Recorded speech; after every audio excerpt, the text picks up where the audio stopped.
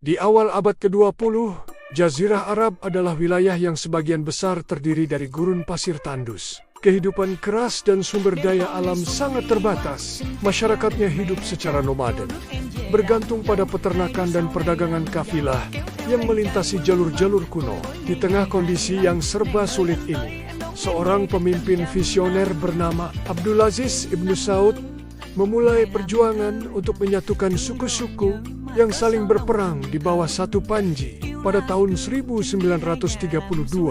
Setelah melalui perjuangan panjang, Kerajaan Arab Saudi secara resmi didirikan. Namun, tantangan sesungguhnya baru saja dimulai. Negara yang baru lahir ini menghadapi krisis ekonomi yang parah. Sebagian besar wilayahnya adalah padang pasir yang tidak subur, dan sumber air bersih menjadi barang langka. Pendapatan utama negara saat itu hanyalah dari para peziarah yang datang ke kota suci Mekah dan Madinah. Ketika depresi besar melanda dunia pada tahun 1930-an, jumlah peziarah menurun drastis dari ratusan ribu menjadi hanya puluhan ribu. Pemasukan negara anjlok dan Arab Saudi berada di ambang kebangkrutan. Raja Abdulaziz menyadari bahwa ia harus segera mencari sumber pendapatan baru untuk menyelamatkan negaranya. Awalnya, fokus pencarian adalah air, sumber daya yang paling vital di tanah gurun. Namun, upaya pengeboran air tidak membuahkan hasil yang signifikan. Di tengah keputusasaan, secercah harapan muncul dari negara tetangga. Kabar tentang penemuan emas hitam atau minyak bumi di Persia, kini Iran dan Bahrain memberikan inspirasi baru bagi Raja Abdulaziz. Ia mulai berpikir, mungkinkah kekayaan yang sama tersembunyi di bawah pasir kerajaannya? Dengan keyakinan itu, ia mengambil langkah berani. Pada tahun 1933, Raja Abdulaziz memberikan konsesi pencarian minyak kepada perusahaan Amerika Standard Oil of California SoCal, yang kemudian membentuk perusahaan patungan bernama California Arabian Standard Oil Company (CASOC). Pencarian minyak pun dimulai. Para ahli geologi Amerika dengan peralatan modern pada masanya menjelajahi gurun Arab Saudi yang luas dan ganas. Mereka menghadapi tantangan alam yang luar biasa, mulai dari badai pasir hingga suhu yang ekstrem.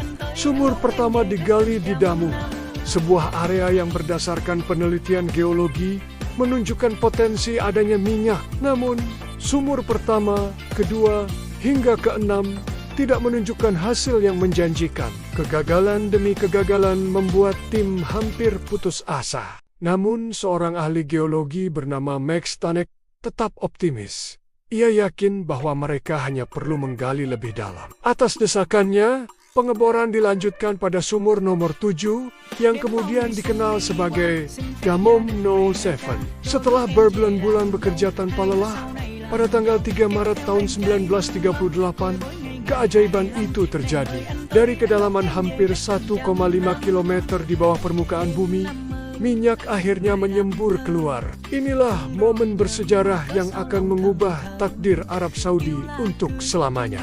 Penemuan ini hanyalah awal dari sebuah era baru. Ladang-ladang minyak raksasa lainnya kemudian ditemukan, seperti ladang Gawar, ladang minyak darat terbesar di dunia, dan Safania, ladang minyak lepas pantai terbesar di dunia. Produksi minyak meningkat pesat dan pendapatan mulai mengalir deras ke kas negara. Perusahaan CASOC kemudian berganti nama menjadi Aramco Arabian American Oil Company.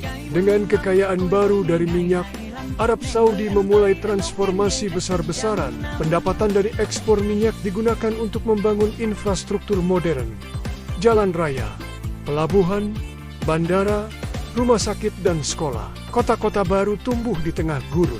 Kesejahteraan rakyat meningkat, dan Arab Saudi yang tadinya merupakan salah satu negara termiskin, perlahan tapi pasti berubah menjadi salah satu pemain utama dalam ekonomi global. Kisah ini adalah bukti bagaimana sebuah bangsa melalui visi, keberanian, dan sedikit keberuntungan dapat bangkit dari kesulitan dan mengubah takdirnya secara dramatis.